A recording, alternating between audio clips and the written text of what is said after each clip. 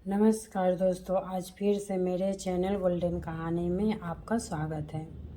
प्रभास क्षेत्र में ऋषियों का एक आश्रम था। वहाँ नंद नामक एक दासी पुत्र उनकी सेवा किया करता था। आश्रम में निवास करने वाले समस्त ऋषिगण नंद के सेवा भाव और निष्ठा से बड़े प्रसन्न थे। वे उसे अपने पुत्र के समान मानते थे। नंद भी उनके लिए अपना सर्वस्व न्यौछावर करने के लिए सदैव तत्पर रहता था। धीरे धीरे आश्रम के वैदिक वातावरण और संपूर्ण भाव के कारण उसके समस्त पाप नष्ट हो गया। उसका चित्त पवित्र और शुद्ध हो गया। अब उसका मन समय प्रभु लीलाओं का गान करने में व्यतीत होने लगा। कुछ वर्षों के बाद ऋषियों ने आश्रम छोड़कर दूसरे स्थान पर जाने का निश्चय किया। नंद को जब इस बात का पता चला तो उनसे विनती करते हुए बोला, ऋषिगण, मैंने अनेक वर्षों तक आपकी सेवा की है। दिन रात आपके निकट रहने का कारण मेरा मन सांसारिक बंधनों से विरक्त हो गया है। आपके बिना रहने की कल्पना भी मेरे लिए असंभव है। इसलिए आप मुझे अपने साथ ले चलने की कृपा करें। नंद की प्रेम भरी विनती सुनकर ऋषिगण उसे समझाते पुराणों की कथाएं। हमें तुम्हारी कमी सदा अनुभव होगी, परंतु वत्स, संसार में तुम अकेले नहीं हो। तुम हुए बोले, हे वत्स, निसंदेह तुमने हमारी सेवा में अपना तन मन समर्पित कर दिया।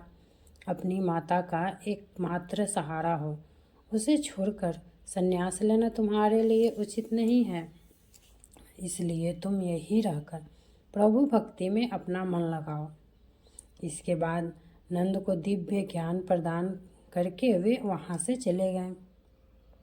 नंद माता की सेवा करते हुए प्रभु भक्ति में लीन हो गया।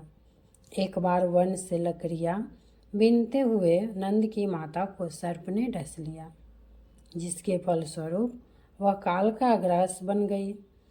अब नंद बिल्कुल अकेला हो गया। उसने घर त्याग दिया और वन में जाकर कठोर तपस्या करने लगा। उसने अपने मन और मस्तिष्क को एकाग्र कर अपना ध्यान भगवान विष्णु के चरणों में लगा दिया। इसी प्रकार अनेक वर्ष बीत गए।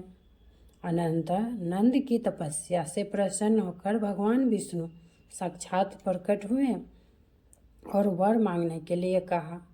नंद उनकी स्तुति करते हुए बोला, भगवान, आपके दुर्लभ दर्शन पाकर मैं कृतार्थ हो गया। मेरे मन में कोई संसारिक इच्छा शेष नहीं है।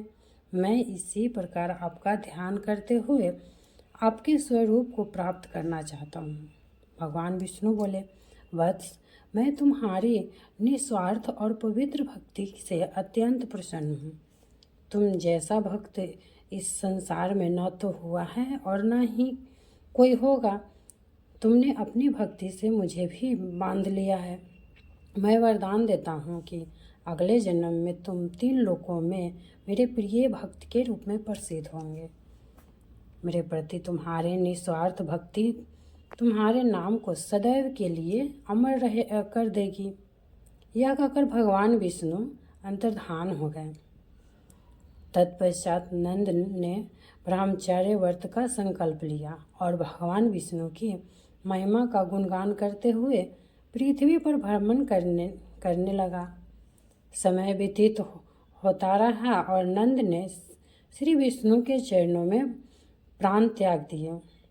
भगवान विष्णु के वर स्वरूप अगले जन्म में नंद ब्रह्मा जी के मानस पुत्र के रूप में उत्पन्न होकर देवर्षि नारद के नाम से प्रसिद्ध हुए।